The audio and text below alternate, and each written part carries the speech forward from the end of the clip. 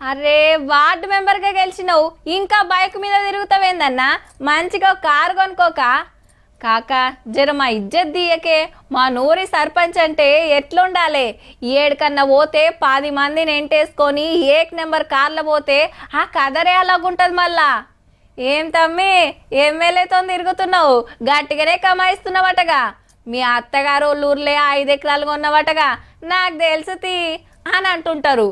రాజకీయంలో తిరిగితే పనులు ఫైరోవులు పర్సెంటేజీలు కాంట్రాక్టులతోటి మస్తు సంపాదిస్తారని ఓ ప్రచారం మరి గీసారేంది రైట్ రిక్షా మీద 5 బుడ్డ కూలర్లు ఇక ట్రాక్టర్లు ఒక మంచము టేబుల్లు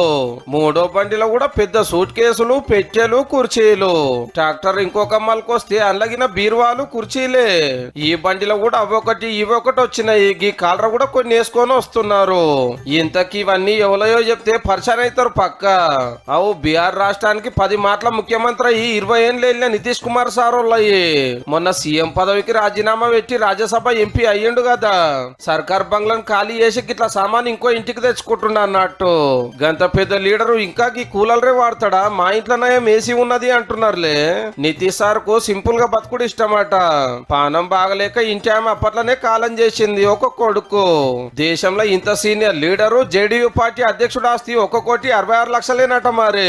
2 తులాల బంగారం ఒక ఎండి ఉంగురం ఉంటే అటు విలువ 2.5 లక్షల లోపేనట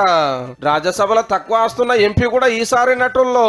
ఇవన్నీ ఎన్నికల సంఘానికి ఇచ్చిన ఆస్తుల లెక్కలే కానీ ఇవాళ రేపు ఒక్క పారి ఎమ్మెల్యే అయిందంటే చాలు అద్దాల బంగ్లా ఫామ్ హౌజులు ఎకరాలకెకరాలు భూమి జాగలు పడవలసోటి కాలరు ఇంటి ఆమె మోయలేనంత బంగారము ఇంతకు బయట దేశాలకెళ్ళి మంచాలు కుర్చీలు దిగబట్టే